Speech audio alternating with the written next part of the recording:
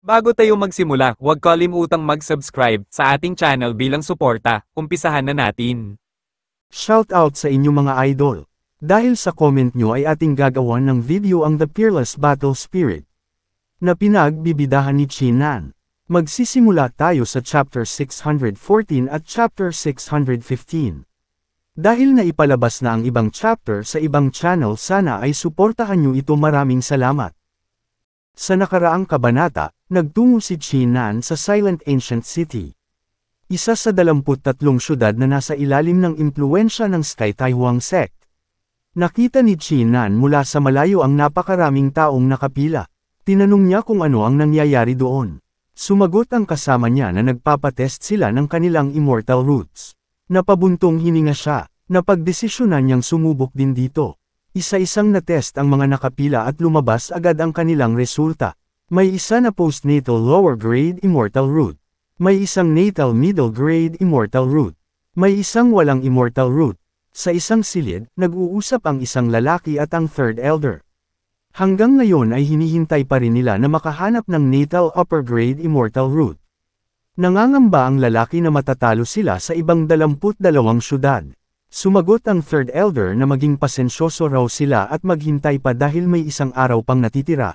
At kahit matalo man sila ay hindi naman ito masyadong makakaapekto sa kanila. Naputol ang kanilang pag-uusap nang makaramdam ang lalaki ng isang kakaibang aura mula sa isang cultivator. Kahit na meron siyang peak heaven god cultivation, hindi niya ito makita kahit naka-activate ang eye technique niya. Sumang-ayon ang third elder na kakaiba nga ang aura ng lalaking naramdaman nila dahil siya mismo na isang peak human immortal ay hindi siya makita. Malaki ang kanilang pag-asa na siya na ang hinihintay nila. Nang humawak si Chinan sa gininto ang poste para i-test ang kanyang immortal root. Walang nangyari. Alam niya na mayroon siyang immortal root pero nagtataka siya kung bakit walang reaksyon ang poste nang hawakan niya ito. Ito kaya ay dahil ang immortal root niya ay pinalakas ng God of War. Maya-maya ay dineklara ng tagapangasiwa na wala siyang immortal root, at tinawag ang kasunod sa pila.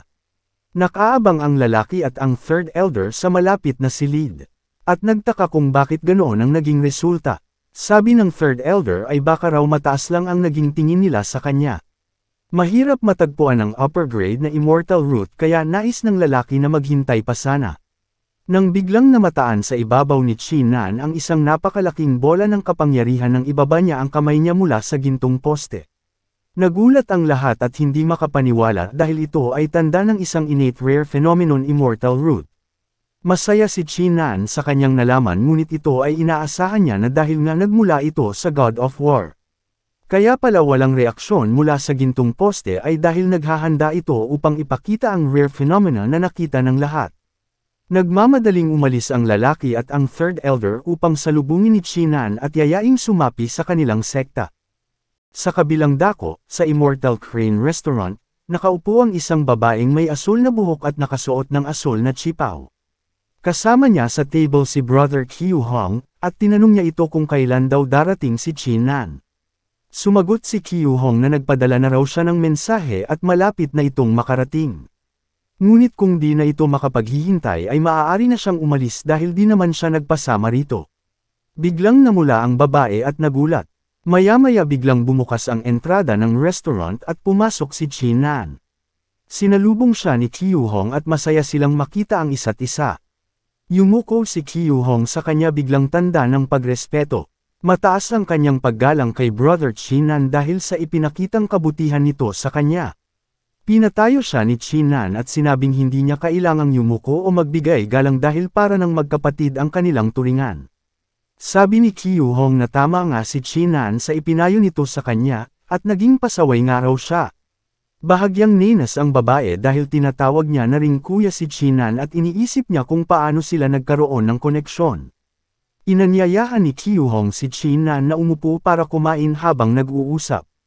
Aniya. Sikat ang Immortal Crane Restaurant sa napakasarap nitong pagkain at hindi siya madidismaya sa kalidad nito. Maya-maya pa ay may dalawang pumasok sa restaurant. Nagulat ang babae nang makita si third elder. Binati niya ito, ngunit hinarang siya ni Qiu Hong dahil dumating siya ng biglaan at walang paabi. Nagulat din ang kasama ni third elder na makita ang junior brother niyang si Qiu Hong. Humingi ng paumanhin si Third Elder kay Qiu Hong dahil pumasok siya ng walang paabi ngunit ito raw ay emergency at kailangan nilang makausap si Chinan ukol sa isang napakahalagang bagay. Walang kaalam-alam si Chinan kung bakit siya hinahanap ng dalawa. Hinarang ni Qiu Hong ang kanyang sarili at tinanong kung bakit nila siya hinahanap. Ngumiti si Third Elder at sinabi na walang duda. Kaya pala meron siyang natal rare phenomenon immortal root dahil siya ay kuya niya. Pinuri niya silang dalawa na pareho silang talented. Nagulat ang babae sa kanyang nalaman, na may natal rare phenomenon immortal root pala si Brother Chinan. Gayong si Brother Qiu Hong ay merong natal upper grade immortal root. Hindi niya inasahan na mas magaling ang kuya nito kaysa sa kanya. Kaya naman inanyayahan siyang makabilang sa kanilang sekta. Kung papayag siya ay bibigyan siya ng exemption at ire-recruit siya bilang inner disciple agad. Sa isip ng babae, hindi siya sang-ayon dahil kahit daw mayroon siyang natal rare phenomenon immortal root. Hindi deserving si Chinan na maging inner disciple agad sa isang iglap lang. Aniya, baka ito ay dahil kay Qiu Hong. Dagdag pa ng lalaki na kapag naging inner disciple siya ng Supreme Taoism faction, magkakaroon siya ng mataas na posisyon sa Shangxingtian Small Immortal Realm. Kahit ang isang cultivator na nakapag-master ng 3 extremities at may immortal root sa katawan ay dadaan sa maraming pagsusulit bago maging isang inner disciple. Kahit napakaganda ng offer sa kanya ay humingi ng paumanhin si Chinan dahil desidido siya na hindi siya sasali sa kahit anong faction sa ngayon. Hindi siya makapaniwala na tinanggihan siya nito ng ganun-ganun na lang. Nagulat pati ang Third Elder at tinanong kung sigurado ba talaga siya sa desisyon niya. Dahil hindi basta-basta dumadating ang ganitong pagkakataon lalo na kung tatanggihan niya ngayon, hindi siguradong o-offeran siya ulit nito. Nakangising sumagot si Qiu Hong dahil walang saysay na kumbansihin si Chinan dahil hindi nito pinaplanong maging core disciple kahit naabot na niya ang Dao. Bilang nagsalita si Chinan, ang 4 extremities, aniya.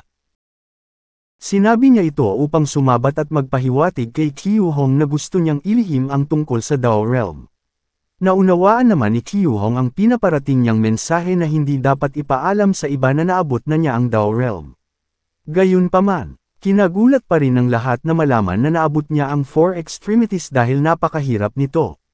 Humingi pa nga ng paumanhin si Third Elder dahil hindi niya ito nakita agad. Ibig sabihin ay magaling magtago ng kanyang kakayahan si Chinan. Dahil sa kanyang desisyon, wala silang pagpipilian kundi ay respeto ang kanyang kagustuhan kaya sila ay nagpaalam ng umalis. Ngunit kung magbabago man ang isip ni Chinan ay malaya siyang ipagbigay alam ito sa pamamagitan ni Qiu Hong, dahil laging bukas ang pintuan ng kanilang sekta para sa kanya.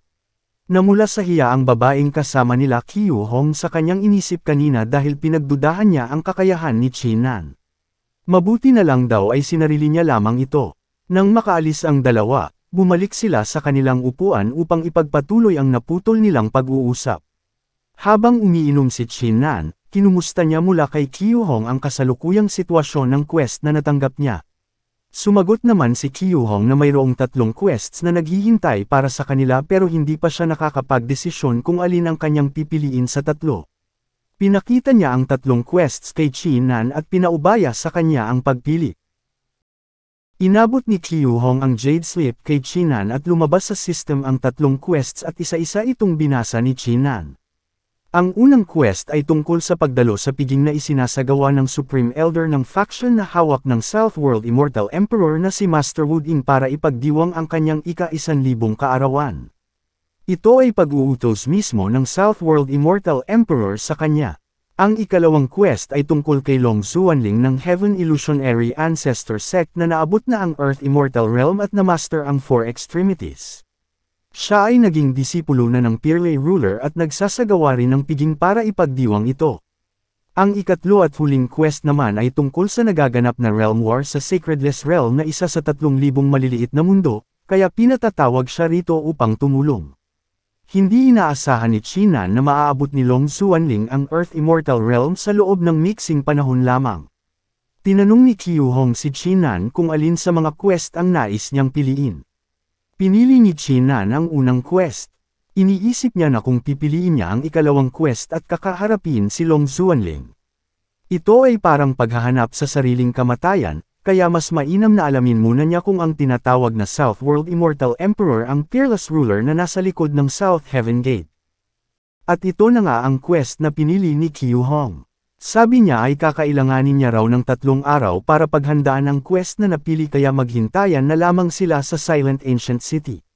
Binigay ni Qiu Hong ang Jade Slip kay Chinan at sinabi na mayroon daw siyang inihandang sorpresa para sa kanya sa loob nito. Nagtanong ni Chinan kung ano ito ngunit sabi ni Qiu Hong ay tingnan niya na lamang ito pagbalik niya sa inn kung saan siya kasalukuyang tumutuloy, dahil dapat ay walang ibang makaalam nito. Samantala, sa tapat nila ay galit na galit ang babaeng kasama nila dahil tila walang pakialam si Qiu Hong sa kanya pero todo asikaso at napakaganda ng pakikitungo kay Chinan. Kinagabihan, umuwi na nga si Chinan sa tinutuluyan nitong inn. Sinindihan niya ang isang kandila gamit lamang ang kanyang hininga. Inilabas niya ang Jade Slip mula sa kanyang bulsa upang alamin kung ano ang sorpresang inihanda ni Qiu Hong para sa kanya. Inisip niya na napakalakas ng loob ni Qiu Hong dahil sa inihayag nitong impormasyon kanina tungkol sa Dao. Ang sining ng paghahanap ng Dao ay isa sa mga core resources ng Supreme Daoism faction. At tinangka ni Qiu Hong na ipasa kay Chinan ang sining ng paghahanap ng Dao mula sa Sky Taiwan sect. Para maiwasan itong maulit, kailangan niyang balaan si Qiu Hong sa susunod nilang pagkikita. Bago niya buksan ang Jade Slip, gumawa muna siya ng mga selyo gamit ang kanyang kapangyarihan upang bumuo ng isang boundary at masiguradong walang ibang makakaalam sa nilalaman nito. Maya-maya ay lumitaw ang isang nagliliwanag na kasulatan. Aniya, kahit hindi niya linangin ang sining ng paghahanap ng Dao ay magandang karanasan pa rin ito. Nag-meditate si Chinan at lumutang ang nagliliwanag na kasulatan. Maya-maya pa ay nabuksan ang kanyang Sea of Consciousness. 3 araw ang dumaan at nagme-meditate pa rin si Chinan. Pumasok ang liwanag ng araw sa bintana ng kanyang silid. Gaya ng kanyang inaasahan sa sining ng paghahanap ng Dao.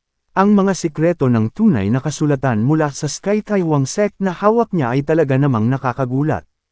Pagmulat niya ng kanyang mga mata ay nakalabas na siya mula sa Sea of Consciousness at ikinagulat niya nang makita niya ang mga itim na linya ay nakapalibot na sa buong silid. Posible aniya na naglik ang kanyang kapangyarihan habang inaaral niya ang tunay na kasulatan ng Sky Taiwan sect. Kinusat niya ang kanyang mga mata. Mabuti na lamang ay nakapaghanda siya ng isang boundary, dahil kung hindi ay nasira na ang buong inn na kanyang tinutuluyan. Pagtapos niyang magkusot ng mata ay may nakita siyang kakaiba sa kanyang kaliwang kamay. Ano kaya ang ibig sabihin ng misteryosong marka? Malalaman natin ang sagot sa susunod na kabanata. At ayun na nga, dito na po nagtatapos ang chapter na ito. Bago ako magpaalam, nais ko po munang sabihin sa inyo na huwag kalimutang mag-subscribe sa ating channel mga idol. Dahil malaking tulong na yan para sa akin. Maraming salamat, at abangan natin ang susunod na kabanata.